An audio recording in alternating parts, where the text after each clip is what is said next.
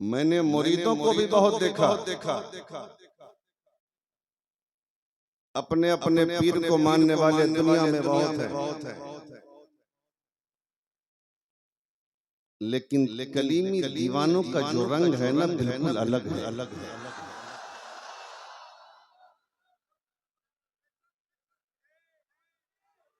अरे आज तो दुनिया इतनी मतलबी है, दुनिया इतनी हजरत मतलबी है कि अगर बाप खर्चा देना बंद करे तो बाप तो भूल जाए, बेटा खर्चा देना बंद करे तो बाप बेटे को भूल जाए। लेकिन मैं पूछता हूँ ये दीवानगी का असल राज क्या है? इस दीवानगी की असल वजह क्या है? इस दीवानगी का असल सबब क्या है? तो बस एक ही वजह है कि जो अल्लाह के लिए काम करता है सारी खुदाई उसके कदमों में होती है।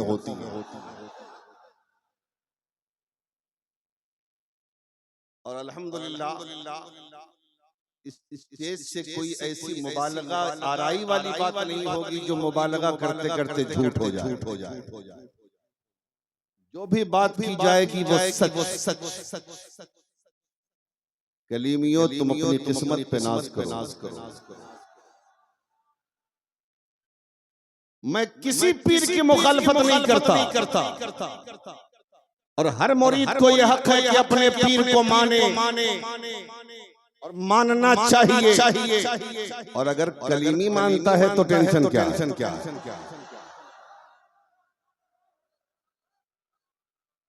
और कलीमी मानता भी इसलिए है कि फाजिले बरेलवी ने यही तो फरमाया है कि पीर तलाशो और जब तलाश करके अपने आप को पीर के हाथ पर बेच दो तो उस जमाने का सबसे बड़ा पीर अपने पीर को समझो। समझ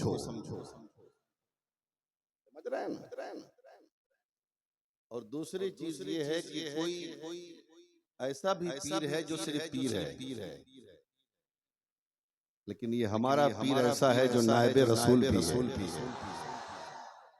जो आलिम दीन भी और जो आले रसूल। समझ रहे हैं? इसलिए बोलने वाले बोलते रहेंगे। एक साहब कमरे में आके मुझसे कहने लगे बहुत सारी बातें। मैंने कहा ये बताओ अगर सूरज की कोई बुराई करता है तो सूरज पर क्या असर पड़ेगा? अगर चांद में कोई नुक्स निकालता है तो चांद का क्या बनेगा? अगर सूरज की बुराई करते हो तो सूरज से फायदा उठाना छोड़ दो। अगर चांद से टेंशन है तो चांद की चांदनी छोड़ दो। लेकिन छोड़ नहीं सकते मसूद मिल्लत की जात ये मदरसे की खूबसूरत इमारत और ये आज जो रिजल्ट जो मदरसे ने आपको दिया है ये क्या है? ये सरकार मसूद मिल्लत की मेहनतों का समरा। समझ रहे हैं? टेंशन में तो नहीं हो। अब आज तो नहीं, लेकिन कभी ऐसा मौका मिला तो बताऊंगा कि पीर कहते किसे हैं, मुरीद कहा किसे जाता है। लेकिन आज जो तकरीर होनी है बहुत अहम तकरीर होनी है। हाँ, बेवक्त की शहनाई अच्छी नहीं होती, हम वक्त पे शहनाई बजाते हैं। हाँ, तैयार हैं आप? तकरीर सुनेंगे? जरा मोहब्बत से बोले या रसूलुल्लाह। तो एक बार दुरूद पाक पर अल्लाह सल्लल्लाहु अलैहि वसल्लम नहनु इबादु मुहम्मदिन सल्लल्लाहु अलैहि वसल्लम सल्लल्लाहु तआला अलैहि वसल्लम।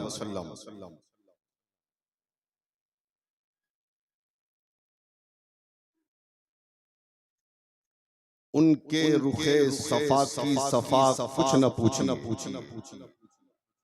पहले स्टेज की तवज्जो ज्यादा चाहूंगा मैं मुफ्ती इकरामुल हक साहब और उनके अलावा और भी असातिज़ाए ज़वील एहतराम बैठे हैं, उलमाए ज़वील एहतराम बैठे हैं, ये दुआओं से नवाज रहे हैं। उनके रुखे सफा की सफा कुछ न पूछी। आई नए खुदा बखुदा कुछ न पूछिए। आई नए खुदा बखुदा कुछ न पूछिए।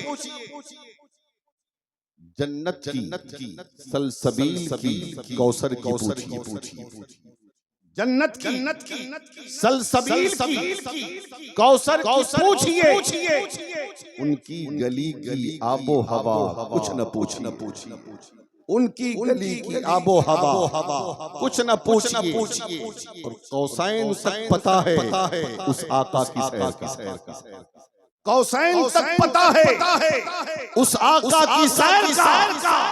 फिर क्या हुआ जो हुआ कुछ न पूछिए, फिर क्या हुआ जो हुआ कुछ न पूछिए, और अपने को दे दिया हमें ख्वाजा की शक्ल में।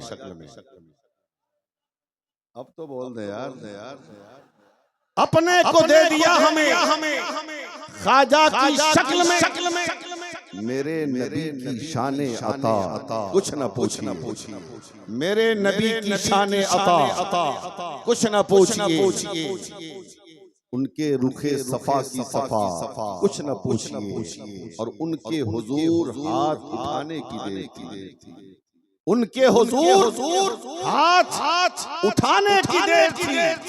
फिर क्या मिला जो मिला कुछ न पूछिए, फिर क्या मिला जो मिला कुछ न पूछिए, आई नए खुदा बखुदा कुछ न पूछिए।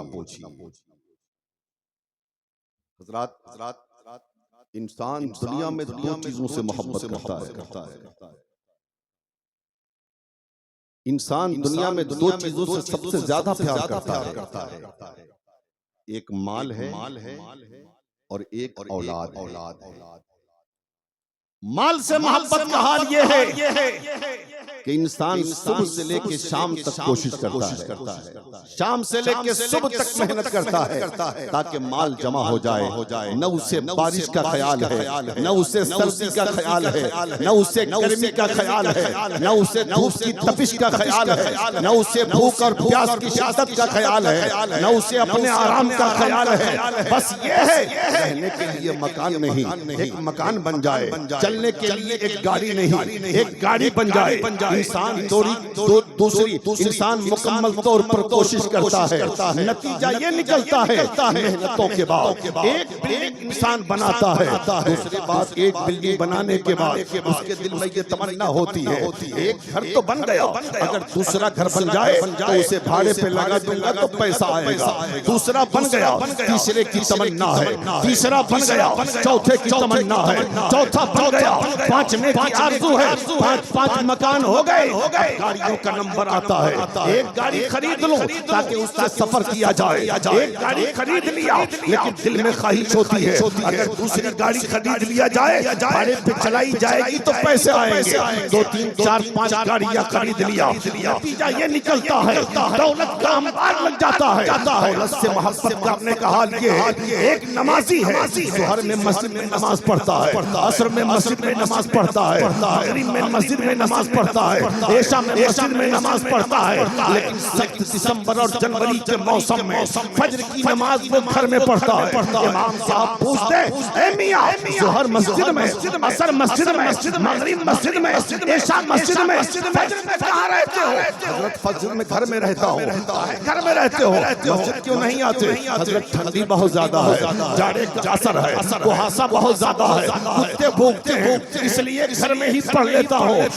दरियापुर के कलीमी मुसलमानों, कलीमी शहनाइयों, मुझे बताओ अगर कोई ऐलान कर दे कि रात के 2 बजे दिसंबर और जनवरी की ठंडी में अगर मालदा स्टेशन जाओगे तो 1 लाख का इनाम मिलने वाला है, 50,000 का इनाम मिलने वाला है, तो कौन ऐसा शख्स है जो 2 बजे उठकर मालदा ना जाए, जो 2 बजे उठकर उस जगह पे ना जाए जहां इनाम मिलने वाला है? इसलिए वो जानता है 1 लाख कमाने के लिए महीने से 2 महीना चाहिए, 50,000 कमाने के लिए कई हफ्ते दरकार है, ये तो जाना ही है। और 50,000 मिल जाएगा, जाएंगे 1 लाख मिल जाएगा, इसलिए कि दौलत है तो इंसान दौलत से इस कदर मोहब्बत करता है कि सारी कुर्बानियां दौलत के लिए दे देता है। रही बात औलाद कैसी भी हो वो माँ बाप के लिए आंखों का तारा है।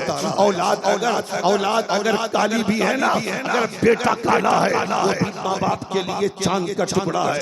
इंसान दावा करता है ये जमीन हमारी है, ये मकान हमारा है, ये दौलत हमारी है, ये गाड़ियां हमारी है, ये बैंक बैलेंस हमारा है, ये हीरे जवाहर हमारे हैं, ये कोठियां हमारी है, ये बेटा हमारा है, ये बेटी हमारी है, ये औलाद हमारी है। लेकिन आओ हम कुरान से पूछते हैं, ऐ कुरान तू बता, जिस माल को अपना माल हमने कहा है, जिस दौलत को अपनी दौलत कहा है, जिस सरवत को अपना सरवत कहा है, जिस बेटे को अपना बेटा कहा है, जिस बेटी को अपनी बेटी कहा है, इस माल और दौलत और औलाद की हकीकत क्या है? तो कुरान कहता है लोगों सुन लो, ये दौलत भी तुम्हारे लिए इम्तिहान है और ये औलाद भी तुम्हारे लिए इम्तिहान है। अल्लाह दौलत देकर भी तुम्हारा इम्तिहान ले रहा है और अल्लाह औलाद देकर भी इम्तिहान ले रहा है।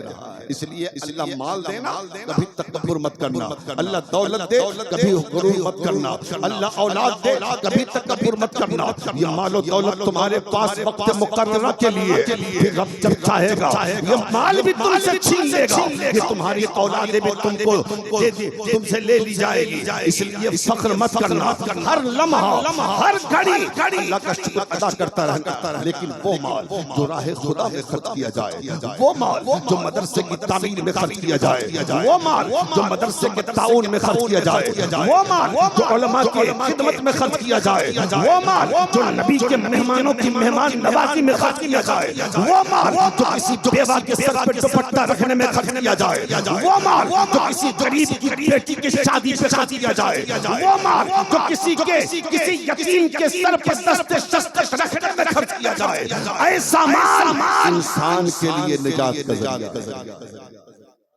अरे अब तो बोलो, जरा जोर से बोलो या रसूलल्लाह।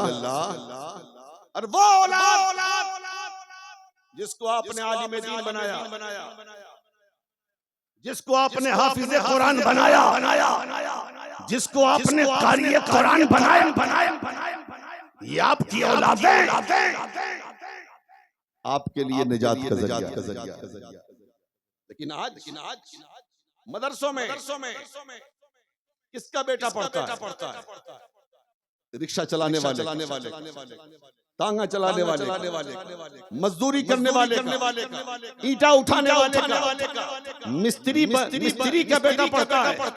इसलिए कि अमीरों को मतलब क्या है, करोड़पति को मतलब क्या है, लखपति को मतलब क्या है? अमीर तो कहता है हमारा बेटा डॉक्टर बनेगा, अमीर तो कहता है हमारा बेटा इंजीनियर बनेगा, अमीर तो कहता है हमारा बेटा प्रोफेसर बनेगा, अमीर तो सोचता है हमारा बेटा पायलट बनेगा। मैं कहता हूँ ऐसा नहीं है कि डॉक्टर बनाना गलत है या इंजीनियर बनाना गलत है या प्रोफेसर बनाना गलत है। दरियापुर के मुसलमानों पैसा दे, अपने बेटे को डॉक्टर बनाओ, इसलिए कि हमारे समाज को डॉक्टर की जरूरत है। अल्लाह दौलत दे, अपने बेटे को इंजीनियर बनाओ, इसलिए कि हमारे समाज को इंजीनियर की जरूरत है। अल्लाह पैसा दे, अपने बेटे को प्रोफेसर बनाओ, इसलिए कि हमारी जमात को प्रोफेसर की जरूरत है। अल्लाह पैसा दे तो पायलट बनाओ अपने बच्चे को, लेकिन इंजीनियरिंग और डॉक्टरी और प्रोफेसरी से पहले अपने बच्चे को दीन सिखाओ, अपने बच्चे को कुरान सिखाओ, अपने बच्चे को नबी की तालीम दो, ताकि तुम मर जाओ तो तेरा बेटा कब्र पे खड़े होकर तेरे लिए कुरान पढ़े तो अल्लाह तेरे गुनाहों को माफ।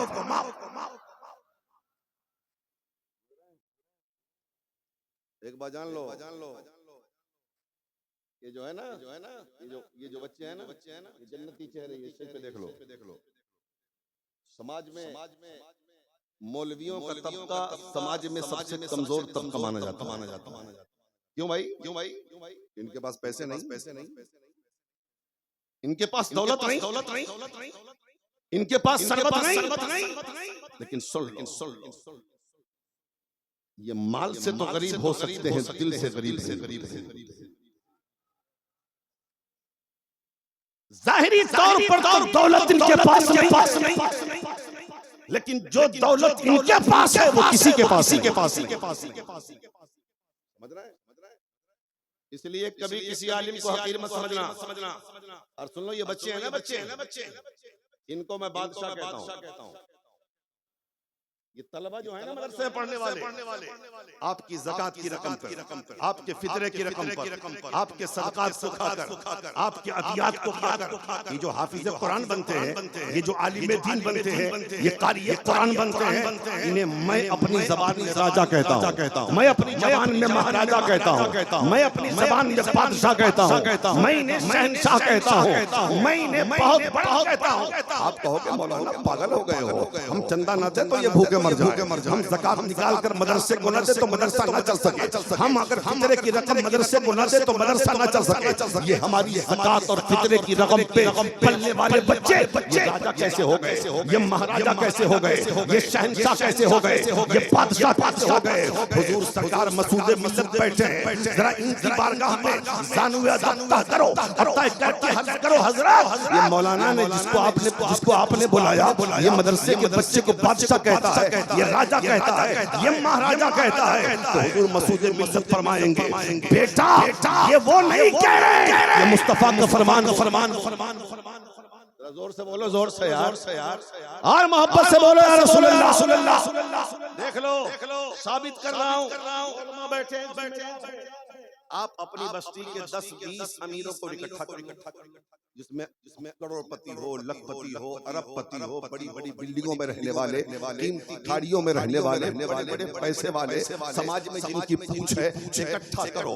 और इकट्ठा करने के बाद उसको अपने मोहल्ले के कब्रिस्तान के पास से गुजार दो, और गुजारने के बाद हिंदुस्तान के बड़े बड़े को सवाल लिखो, मुफ्ती साहब क़िबला अस्सलाम वालेकुम, मैंने अपने मोहल्ले के 10 अमीरों को अपने कब्रिस्तान के पास से गुजार दिया है। अब ये बताएं कि अमीरों के गुजरने से कब्र वालों का कोई फायदा हुआ? बोलो जवाब क्या है? बोलो जवाब क्या आएगा? सारे दानिस्ता ये जवाब देंगे कोई फायदा ना हुआ। लेकिन आप पलट के एक सवाल और करो, हजरत हमारे मिशन के मदरसे में पढ़ने वाला एक 8 साल का बच्चा, एक 10 साल का बच्चा हमारे मदरसे के, हमारे बस्ती के कब्रिस्तान के पास से गुजर गया है। सरकार ये बताएं कोई फायदा हुआ इनको? कोई फायदा हुआ कब्र वालों को? हर दानिस्ता जवाब देगा हाँ। क्या फायदा हुआ? तो फायदा ये हुआ कि छोटे से बच्चे के कदमों की बरकत का हाल ये है कि जब ये गुजरा है, अल्लाह ने 40 के लिए मुर्दों से आदा। और ये मैं नहीं कहता, ये मुस्तफा फरमान। आलिम या तालिब इल्म किसी महल्ले के कब्रिस्तान के पास से गुजर जाए, अल्लाह ताला 40 दिन के लिए कब्र वालों से लेता है। अब बताओ ये बच्चे जिनके कदमों का हाल ये है कि जो गुजर जाए 8 साल 10 साल का बच्चा, अल्लाह ताला कब्रों वालों से अज़ाब उठा ले 40 दिन के लिए। अगर ये दुआ कर दे तब बताओ तुम्हारा बिगड़ा मुकद्दर कैसे नहीं संभलेगा। इसलिए मैं पूरे हिंदुस्तान में अपनी कौम को एक पैगाम देता हूँ, कौम के लोगों, अगर परेशान हाल हो, अगर मुसीबत ज़दा हो, अगर बेरोजगार हो,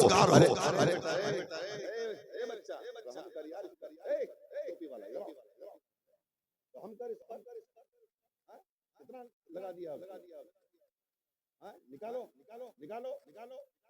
मोहब्बत में खून करने आ जाते हो।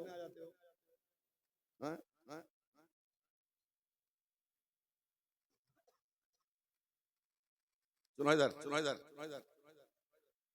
मैं कर रहा था कि अगर बेरोजगार हो, परेशान हाल हो, मुसीबत ज़दा हो और बीमार हो, रोजगार से नहीं लगे हो, मुसीबतों ने चारों तरफ से घेर लिया है, तो एक मशवरा देता हूँ, घर में जाओ, इमाम साहब से दुआ बाद में कराना, मुफ्ती साहब से दुआ बाद में कराना, अल्लामा साहब से दुआ बाद में कराना, खतीब साहब से दुआ बाद में कराना।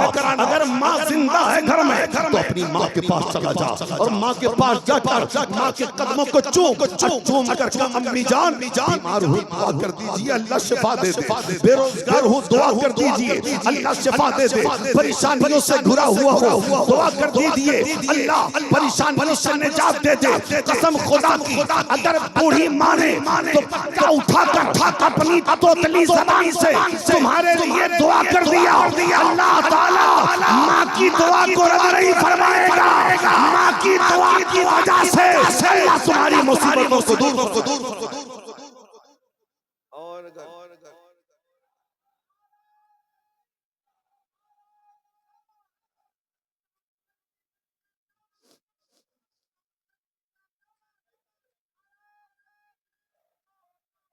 और अगर माँ बाप में से कोई दोनों दुनिया से चले गए, जन्नत सुधार गए, तो इधर उधर मत जाओ, मिशन में आओ, मिशन में आओ, मुफ्ती कारुल हक साहब की बारगाह में आओ, चंद पैसे नजराने के लेके आओ और कहो हजरत ये पैसे हैं नजराने के, नबी के मेहमानों में तकसीम कर दीजिए, और हम परेशान हैं, हम मुसीबत ज़दा हैं, हम बेरोजगार हैं, हमारे लिए अल्लाह से दुआ करवा दीजिए, अल्लाह की बारगाह में दुआ करवा दीजिए। इन बच्चों की दुआएं रद्द नहीं होती, यकीनन अगर इन बच्चों ने दिल से दुआ कर दिया, अल्लाह ताला इनकी दुआओं को कबूल फरमा कर आपको मुसीबतों से आजाद। समझ रहे हैं? अच्छा ये बताइए, आप सुन रहे हैं कि हम अपनी पटरी बदल रहे हैं, ये बोलिए हमको बदलना खूब आता है, जरा जोर से बोले और मोहब्बत से और प्यार से बोले या रसूल अल्लाह। और सुनो ये सब क्यों मैं कह रहा हूँ, वजह समझ में आई। एक आलिम साहब तकरीर करके रात में निकले जलसागाह से, तो सोचा कि घर जाऊं, रात के 2 बज रहे थे, रात के 2 बजे सोचा ठंडी का मौसम है, कहाँ जाऊं, बगल में मिशन वाला मदरसा है, वही शहर जाता हूँ। अब ये मदरसा नहीं, बात हकीकत है, मदरसा है। आलिम साहब ने सोचा 2-3 घंटे कहीं गुजार लूं, फजर के बाद निकल जाऊंगा। एक मदरसे में पहुंच गए, 2 बज रहे थे, असातिज़ा सोए थे, तलबा सोए थे, एक बड़े से हॉल में चले गए, देखा 8 साल 10 साल के सारे बच्चे एक लाइन से सो रहे हैं। बताओ नबी का मेहमान सो रहा हो कितना अच्छा लग रहा। जरा जोर से और मोहब्बत से चारों तरफ देखते रहे, मुआयना करते रहे, देखते देखते अचानक उनके कान में कुरान की तिलावत की आवाज आई,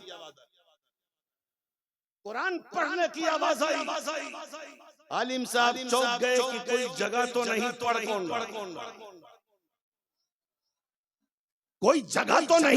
कौन रहा है, पढ़ने वाला नजर नहीं आता, लेकिन तिलावत कुरान की आवाज बदस्तूर आ रही। बहुत गौर करने के बाद देखा कि एक 8 साल का बच्चा नींद में कुरान पढ़ रहा। जरा जोर से बोलो यार, नींद में कुरान पढ़ रहा है। अब बता मदरसे का बच्चा सोए तो कुरान पढ़े, उठे तो कुरान पढ़े, बैठे तो कुरान पढ़े, चले तो कुरान पढ़े, हर लम्हा कुरान पढ़े, जिसके सीने में भी कुरान हो और जिसकी ज़बान पर भी कुरान हो। अगर बताओ उस बच्चे ने दुआ कर दी तो बता अल्लाह तेरे मुकद्दर को सवार देगा कि नहीं। इसलिए उलमा से मोहब्बत करो, उलमा की ताजीम करो, उलमा की खिदमत करो। हमारा आलिम कितना बड़ा साबिर होता है, देख रहे हो। हज तनख्वाहों के ताल्लुक से पूरी दुनिया में एहतजाज होते हैं, आलिम कभी एहतजाज नहीं। ठीक है, इस तरफ मैं नहीं जाऊंगा, मैं सीधी बात करूं। अपने बच्चे को डॉक्टर बनाओ, इंजीनियर बनाओ, प्रोफेसर बनाओ, पायलट बनाओ, दीन सिखाओ, दीनदार बनाओ, और साथ में आशिक रसूल बनाओ। बोलो आशिक रसूल बनाओ, आशिक अहले बैत बनाओ। और जब आशिक अहले बैत आशिक रसूल होगा तो टेंशन कुछ नहीं। बैठे हो भाई, कोई बहुत ज्यादा टेंशन है। नबी का गुलाम टेंशन लेता कब है, टेंशन देता है। कभी टेंशन मत लो। इसलिए कि हमारा सच्चा पीर हमारे सामने है। हमारे तो दोनों हाथ में लड्डू है यार। कोई अगर बदमाशी कर रहा हो कि खाली लोग पीर साहब को मानता है, पीर साहब को मानता है, तो हजरत सिर्फ पीर साहब थोड़ी ना, हजरत एक आलिम दीन भी है, औलादे अली भी है, औलादे गौसुल आजम भी है। सिलसिला मिलता है गरीब नवाज का। हम तो इनके हिंदुस्तान में रहते हैं, हम तो इनके मुल्क में रहते हैं। हमारी हिफाजत की जिम्मेदारी इन बुजुर्गों की है। और आज हिंदुस्तान जो सलामत है, ये सिलसिले चिश्तिया और सिलसिले कादरिया के बुजुर्गों के कदमों।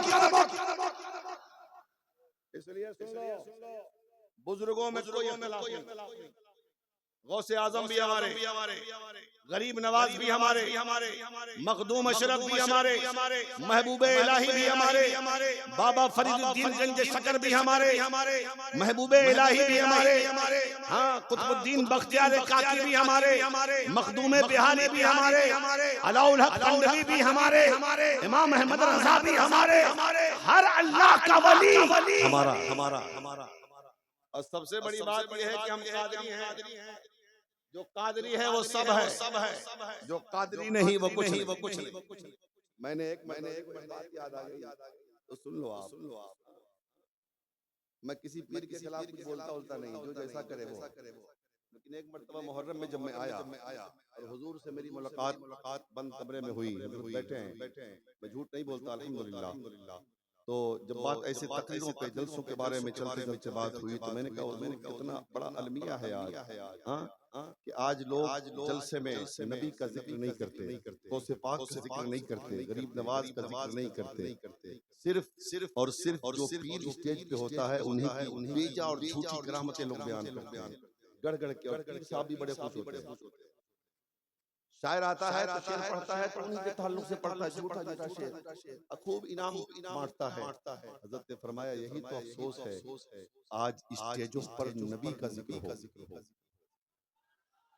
आज हुजूर का जिक्र हो, आज गौसे पाक का जिक्र हो, गरीब नवाज का जिक्र हो, कलीबियों मुबारक हो। हर पीर अपनी तारीफ चाहता है, मसूद मिल्लत मुस्तफा की तारीफ चाहता है।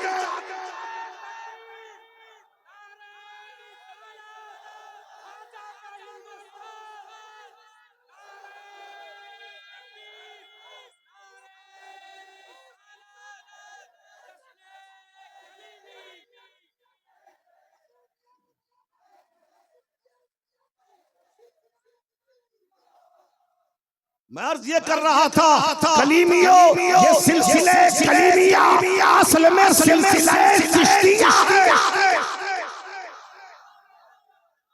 असल में सिलसिले चिश्तिया है। अब बताओ दुनिया में चिश्ती कहाँ नहीं,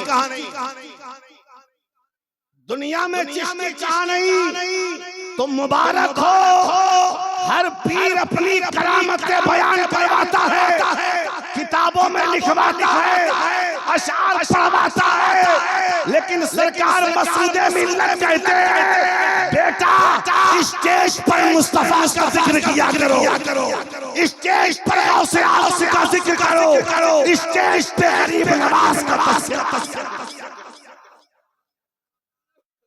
और यही तो सच्चे पीर की निशानी है, जो अपने आप को छुपाए।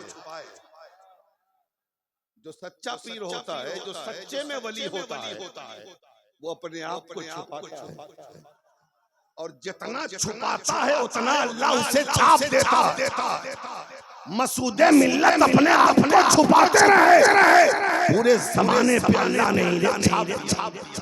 इसीलिए तो ये दीवानगी, ये मस्तानगी है, ये मोहब्बत के नगमे है, ये जम्मे गफीर है।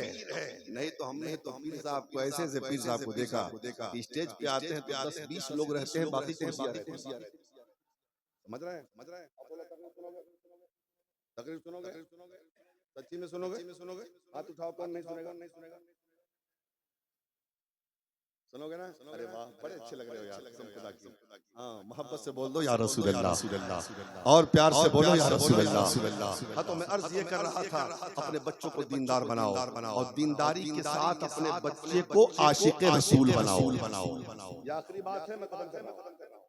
दीनदारी के साथ अपने बच्चे को आशिक़े रसूल बनाओ। अब मैं जब कहूंगा तो आप कहेंगे मौलाना आशिक़े रसूल बनाने का तरीका क्या है? आशिक़े रसूल कैसे बनाया जाए? मैं कहूंगा बहुत आसान है आशिक़े रसूल बनाना।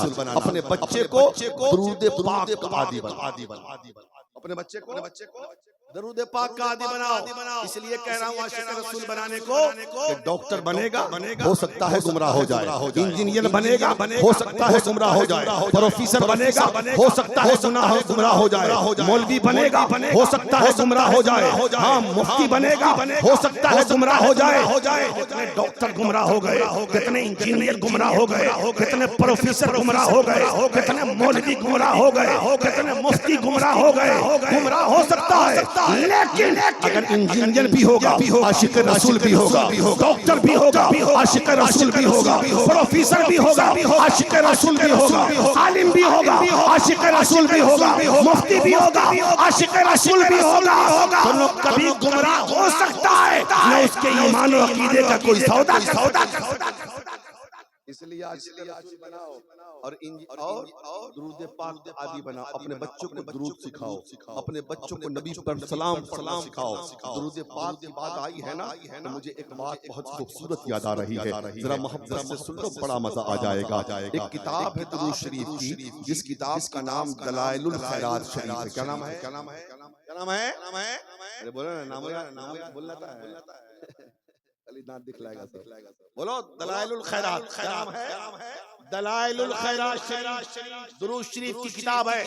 और खुशखबरी सुन लो, सिलसिला चिश्तिया के बुजुर्ग सिलसिला चिश्तिया में आज भी इस किताब को वजीफे के तौर पे पढ़ी जाती है। समझ रहे हैं? वजीफे के तौर पे पढ़ी जाती है।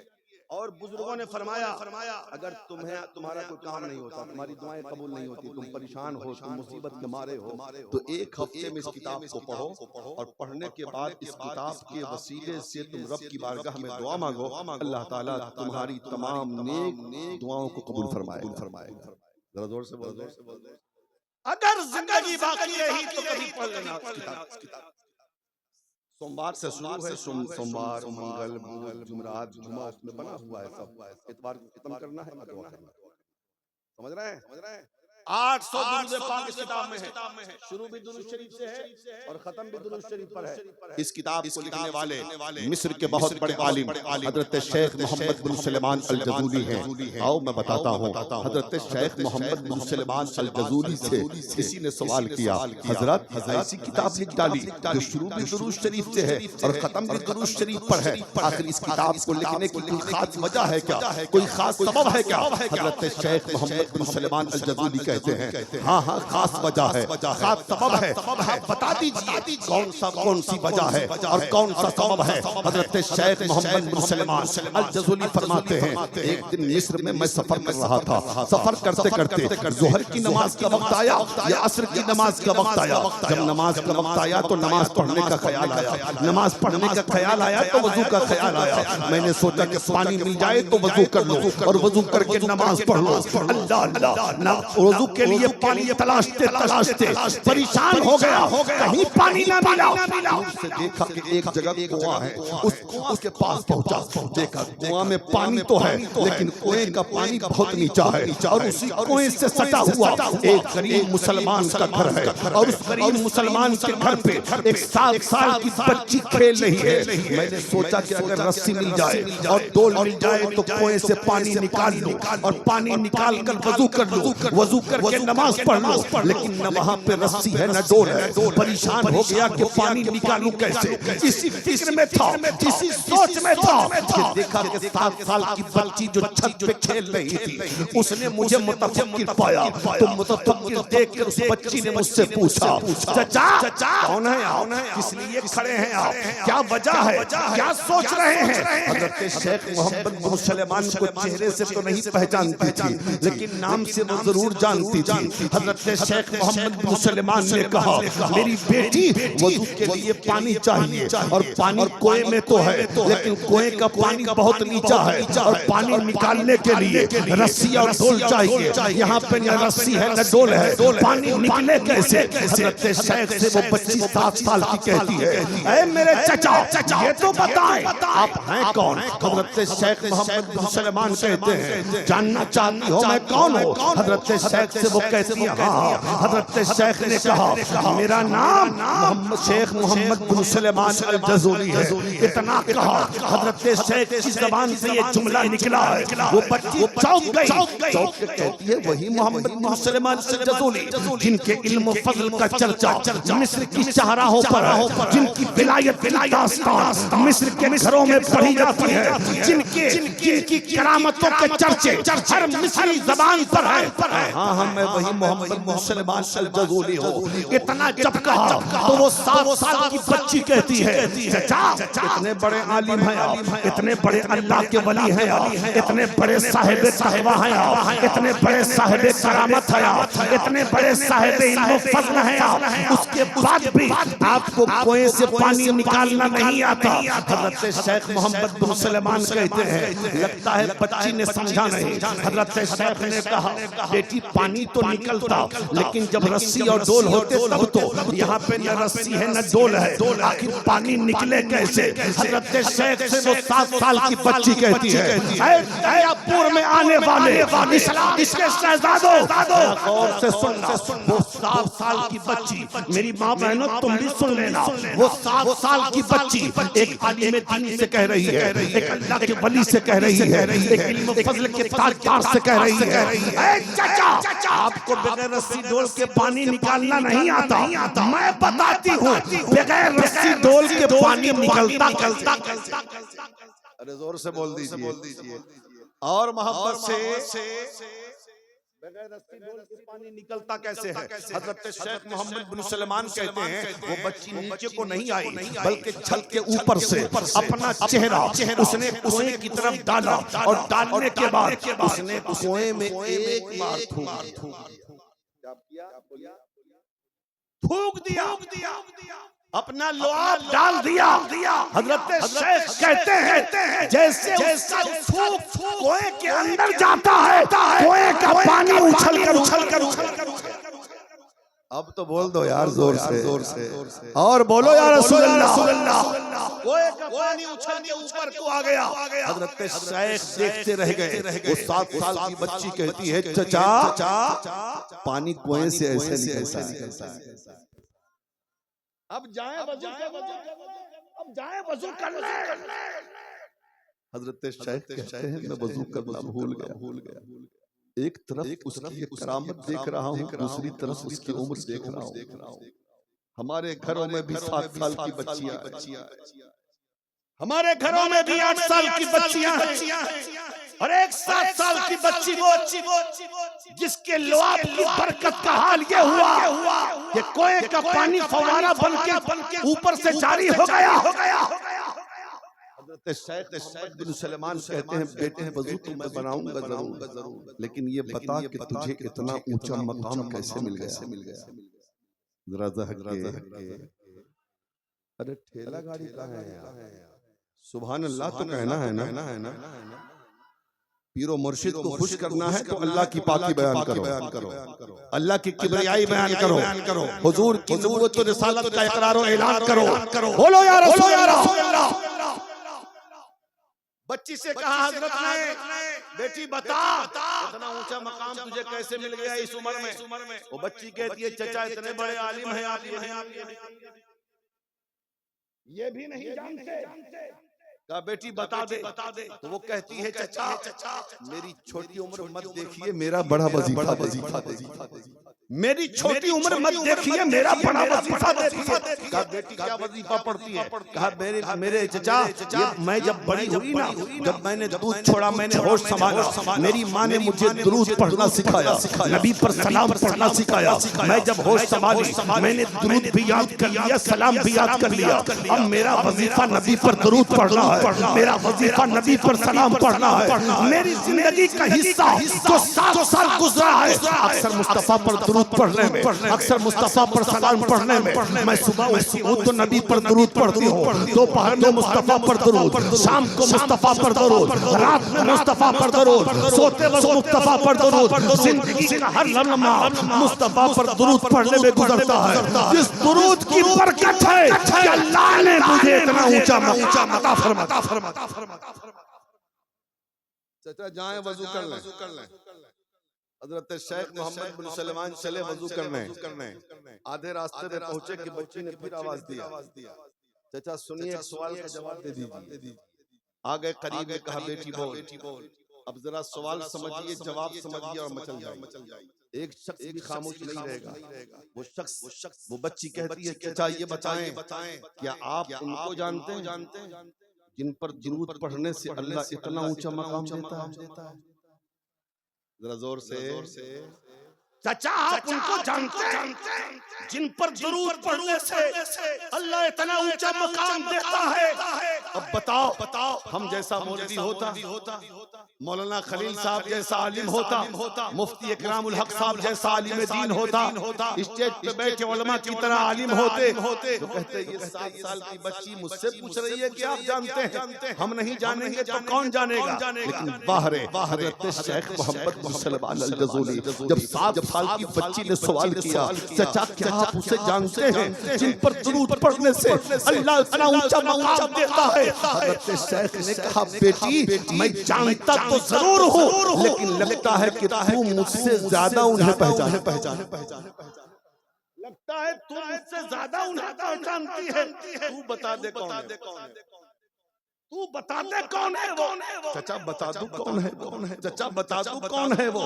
चाचा बता दूं कौन है वो? हाँ मेरी बेटी बता दे कौन है वो? अब जरा उस बच्ची का जवाब सुनना।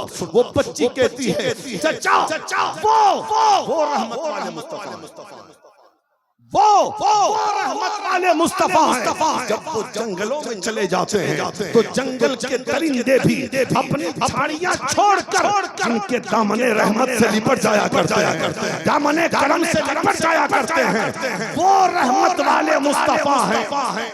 पर दुरूद पढ़ने से अल्लाह ऊंचा मकाम। हजरत शेख मोहम्मद बिन सलमान ने वहीं पर खड़े खड़े ये सोच लिया ऐसी किताब लिखूंगा जो शुरू भी दुरूद शरीफ से हो और खत्म भी दुरूद शरीफ पर हो। उसी किताब को लिखा तो नाम रखा दलाइलुल खैरात शरीफ, जिसको अकाबरीन ने पढ़ा, बुजुर्गान दीन ने पढ़ा, सिलसिला चिश्तिया के बुजुर्गों ने पढ़ा और बुजुर्गों ने पढ़कर आज तक जिसको अपने वजीफे में शामिल कर रखा है। इसलिए मैं कहना चाहता हूँ अगर कब्र में रोशनी चाहते हो, अगर बेरोजगारी है, अगर परेशानी हाली है, कभी अल्लाह तौफीक दे मार्केट से उस किताब को खरीदो और खरीद कर 1 हफ्ता पढ़ो, फिर देखो दिलों को कितना सुकून मिलता। इसलिए मेरे भाई अपने बच्चों को आशिक बनाओ, अपने बच्चे को आलिम दीन बनाओ, अपने बच्चे को हाफिज कुरान बनाओ। समझ रहे हैं? और दीवानगी कहा गया है, सिर्फ दीवाना मत बनाओ, दीवाना बनना चाहिए। समझ रहे हैं ना? दीवाने की नजरों को जहां देख रहा है और दीवाना खुदा जाने कहां देख रहा है। और पीर से मोहब्बत की दीवानगी का हाल बड़ा अजब होता है यार। मुझे एक कहानी गरीब नवाज की याद आ रही है, कह दो तो सुना दें। एक कहानी गरीब नवाज की सुनोगे? जरा मोहब्बत से बोलो या रसूलुल्लाह। जब सरकार गरीब नवाज अजमेर शरीफ आए ना तो सरकार गरीब नवाज ने अपना खेमा लगा लिया। जब खेमा लगा लिया तो एक हिंदू लड़का बाहर में पढ़ता था, उसका बाप नहीं था, सिर्फ उसकी माँ थी उसके घर में। वो पढ़ के आया कहीं से और रोजाना खानकाहे गरीब नवाज के सामने से गुजरता। असर मगरिब के दरमियान, बस सुनो 5 मिनट की बात सुन लो, असर मगरिब के दरमियान गुजरता तो देखता कि गरीब नवाज बहुत जोर से रो रहे हैं, बहुत जोर से रो रहे हैं। एक दिन वो देखता रहा, दूसरे दिन देखा, तीसरे दिन जब देखा तो जाके माँ से कहा अम्मी जान ये मुसलमानों के बाबा को हो क्या गया? जब मैं गुजरता हूँ खानकाह के सामने से, खेमे के सामने से तो देखता हूँ ये रोता क्यों है? तो माँ ने कहा जाके पूछ ले बाबा रोता क्यों है? चौथे दिन जब गया देखा गरीब नवाज रो रहे हैं असर मगरिब के दरमियान। वो नौजवान लड़का खेमे में पहुंच जाके कहता है बाबा रोते क्यों? वजह क्या है? तो गरीब नवाज कहते हैं मुझे अपने पीर की याद आ रही। अब तो बोल दे मेरे लाल, मेरे लाल। गरीब नवाज कहते हैं मुझे पीर की याद आ रही। वो नौजवान कहता है क्या कोई पीर की याद में भी रोता है क्या? तो गरीब नवाज कहते हैं तुझे रोना है, बोल तुझे रोना है। तू रोना चाहता का जी? रोना चाहता हूँ मैं भी, और जानना चाहता हूँ कि कोई पीर की याद में भी रोता है क्या? कहा रोने के लिए तो दो शर्त। एक शर्त यह है कि मुसलमान बनना पड़ेगा, दूसरी शर्त यह है कि मेरा मुरीद बनना पड़ेगा। जरा जोर से कहा ठीक है, अम्मी से पूछ के आता हूँ। चला गया घर, अम्मी जान बात ऐसी है, अगर इजाजत दे तो कट जा। माँ ने कहा तो जिद्दी है, जो चाहता है वही करता है, जा मुसलमान भी हो जा, मुरीद भी हो जा। वो चला, मुसलमान भी हो गया, गरीब नवाज का मुरीद भी हो गया। और जब मुरीद हो गया तो कदमों में अपना सर रख दिया, हुजूर आपको छोड़ के कहीं नहीं जाऊंगा। 1 महीना गुजर गया, 2 महीना गुजर गया, 3 महीना गुजर गया, 4 महीना गुजर गया, 5 महीना गुजर गया, 6 महीना गुजर गया। और 6 महीने में जलवत में गरीब नवाज के साथ, खलवत में गरीब नवाज के साथ, खाना पीना गरीब नवाज के साथ, इबादत और रियाजत गरीब नवाज के साथ, हर काम गरीब नवाज की बारगाह में हर तरीके से जब 6 महीना गुजर गया तो पीर ने नौजवान से कहा 3 दिन की तेरी छुट्टी। क्या हुआ? काहे बीच में टेंशन देते हो? पीर ने क्या कहा बोलो? गरीब नवाज ने कहा 6 महीना बहुत तुमने खिदमत किया, 3 दिन जा घर रह गया। इसने सोचा कि 3 दिन की तो बात है, चला जाता हूँ, फिर 3 दिन के बाद चला। ये चला गया घर, चला गया घर। अब गया था बड़ी खुशी से कि मामला 3 दिन का है, फिर तो आ जाऊंगा। पहुंच गया शाम को घर, और जूजू रात आ रही है, इसकी बेचैनी बढ़ रही है। ऊपर छत पे चला गया। माँ रोटी लेके आई से कहा कि रोटी नहीं खाऊंगा। क्यों? कहा पीर की याद आ रही। रोटी नहीं खाऊंगा। क्यों? पीर की याद आ रही है। जूजू रात गुजर रही है ना, इसकी सिसकियां पड़ रही है। जब आधी रात गुजरी तो बहुत तेज रोने लगा, नींद को सो दूर। माँ ने कहा बेटा रोता क्यों? कहा पीर की याद आ रही है। सोता क्यों नहीं? कहा पीर की याद आ रही। खाता क्यों नहीं? कहा पीर की याद आ रही। पीता क्यों नहीं? कहा पीर की याद आ रही है। इसी तरीके से रात गुजर गई। सुबह माँ से उस बच्चे ने कहा अम्मी जान चले जाइए गरीब नवाज की बारगाह में। एक रात गुजरना मुश्किल है, 3 दिन कैसे गुजरेगा पीर के बगैर? जाइए और कहिए कि मुझे बुला ले। जोर से कहिए मुझे बुला ले। पहुंच गई खानकाह गरीब नवाज के यहाँ। जब गरीब नवाज के यहाँ पहुंची तो उसकी माँ को देख कर गरीब ने बताओ बीबी क्या बात है? कहा मेरा बेटा कल तो गया है, रात भर सोया नहीं, खाना नहीं खाया है, पानी नहीं पी रहा है। कहा क्या रहा है? कहता है पीर की याद आ रही। पीर की जुदाई में रो रहा, पीर की याद में रो रहा है, बुला लीजिए। गरीब नवाज फरमाते हैं अभी तो एक ही दिन गुजरा है, थोड़ा और गुजरने दो। दूसरी रात बेचैनी पड़ी। सुबह हुई, माँ से कहा हम भी जान जाइए पीर के पास नहीं तो मर जाऊंगा मैं। जुदाई बर्दाश्त नहीं है, अलग रहना कबूल नहीं है। माँ दौड़ती हुई गई गरीब नवाज के पास। आका अब तो बुला लीजिए, मर जाए। रो कर उसका बुरा हाल है। गरीब नवाज को रहम आ गया। गरीब नवाज फरमाते हैं बुला ले मेरे मुरीद को, बुला ले मेरे खादिम को, बुला मेरे गुलाम को। उस बच्चे को लेकर उसकी माँ गई। सामने गरीब नवाज खड़े हैं। वो जब अंदर कदम रखता है, गरीब नवाज उधर से आगे बढ़े, ये इधर से बढ़ा।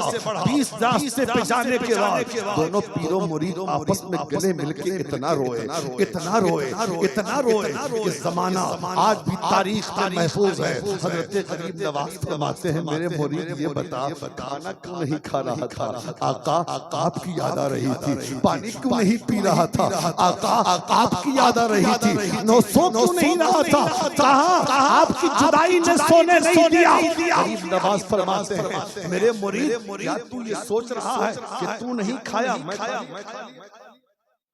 क्या तू नहीं खाया और मैं खा लिया? सुन, जब से तू गया है ना, तू वहां नहीं खाया है, मैंने यहाँ क्या तू सोच रहा है कि तू नहीं सोया, मैं सो गया हूँ? तुझे वहां घर पे नींद नहीं आई, मुझे खानकाह में नींद नहीं आई। ये रिश्ता देखो पीरो मुरीद का। इसलिए मुसलमानों, अच्छा जब पीर मिल जाए और जब दिख जाओ तो दिल से मोहब्बत करो, दिल से प्यार करो। अब तुम्हें सलूट है। मैंने इतना तो देखा है और मैं पीछे में भी इस बात का जिक्र करता हूं कि सरकार मसूद मिल्लत जो कह दे, जो इशारा करते, जो हुक्म दे, कलीमी दीवानों के लिए वही आखिरी फैसला। और जब इंसान किसी से मोहब्बत करता है दुनिया में, हुजूर फरमाते हैं मैदान महशर में भी उनका हश्र उन्हीं के साथ। तो कलीमियों तुम खुश नसीब हो कि तुम सरकार दूल्हा मियां से मोहब्बत करते हो। सरकार मसूद मिल्लत से मोहब्बत करते हो। सरकार मसूद मिल्लत से मोहब्बत करते हो। तुम्हारे हाथों में आले अली का दामन है, औलाद रसूल का दामन है, अहले बैत नबूवत का दामन है, मुस्तफा की आल का दामन है। यहाँ भी कामयाब हो, मैदान महशर में भी तुम्हारे हाथ में ही नहीं।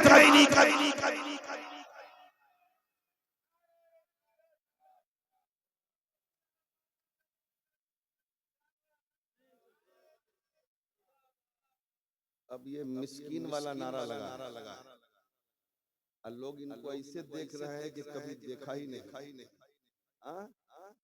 क्या ख्याल? अरे नारा ही लगाना है तो उंगली कटा के शहीद में नाम क्यों लिखाते हो? जरा 20 नारा लगा।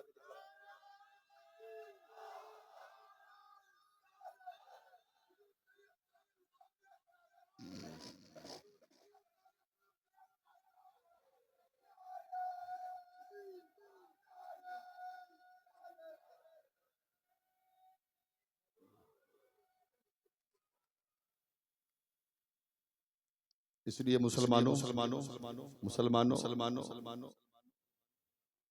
हम अल्लाह से दुआ करते हैं कि अल्लाह ताला सरकार मसूद मिल्लत की उम्र में बेपनाह बरकत अता फरमाए। हमारी कौम को ऐसे पीर की जरूरत है, हमारे मुल्क को, हमारे समाज को, हमारे लोगों को ऐसे पीर की जरूरत है जो अपने लिए दौलत नहीं जमा करे, दीन का काम करे। ये दीन का ही तो काम है ना। हजरत ने फरमाया था मुहर्रम में कि मौलाना दुआ कीजिए कि मदरसे जितने बन गए अल्लाह करे कि ये चलता रहे। अब नजर कॉलेज की तरफ है, नजर यूनिवर्सिटियों की तरफ है, नजर उन तरफ है। आज हमारी कौम को कॉलेज की जरूरत है, हमारी कौम को यूनिवर्सिटी है, ताकि हमारे घर के बच्चे, हमारी बच्चियां अपने कॉलेज में पढ़े, अपनी यूनिवर्सिटी में पढ़े। आज हमारी बेटियों के सर से जो पट्टे जो खींचे जा रहे हैं, आज बेहिजाब किया जा रहा है, इज्जतों की तलवार किया जा रहा है। उसकी वजह यह है कि ये समझते हैं कि ये मजबूर है, इनके पास न कॉलेज है, इनके पास क्या स्कूल है, इनके पास इनके यूनिवर्सिटी है। इसलिए हमारे कॉलेज में पढ़ना इनकी बेटियों की जिम्मेदारी है। सिलेबस हमारा होगा, हमारा होगा, टीचर हमारा होगा, तरीका हमारा होगा, सब कुछ हमारा होगा। हमारे एतबार से चलना पड़ेगा। लेकिन अगर हमारा कॉलेज होगा, सुनो जी, हमारी होगी, कॉलेज हमारा होगा, तरीका हमारा होगा, सिलेबस हमारा होगा, बच्चियां पढ़ेंगी भी कनीज़े फातिमा। इसलिए मेरे भाई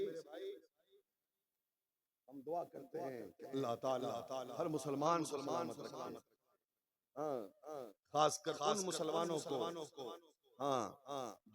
जो दीन के लिए काम करते हैं। इसलिए मेरे भाई दीनदार बनिए, आशिक रसूल बनिए और सिर्फ जलसा में हंगामा मत कीजिए। मस्जिद भी पढ़ना बहुत जरूरी है। नमाज कौन पढ़े? नमाज कौन पढ़ेगा? नमाज भी हमें पढ़ना है ना। बोलो नमाज पढ़ोगे नहीं? पढ़ना है नमाज ना। हाँ? नमाज के लिए टाइम नहीं। रमजान आवे तो शुगर बढ़ जाता है। ज़कात देने के लिए पैसा नहीं, कर्जदार बन जाते हो। वादा करो हम पीर से भी मोहब्बत करेंगे, हम नमाज भी पढ़ेंगे। हम पीर से मोहब्बत करेंगे, हम रमजान आएगा तो रोजा भी रखेंगे।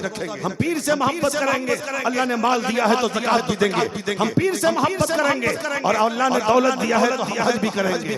नेक बनो, अच्छे बनो, अपनी माँ बहनों को नमाजी बनाओ, पर्दे में रखो, कनीज़े फातिमा बनाओ।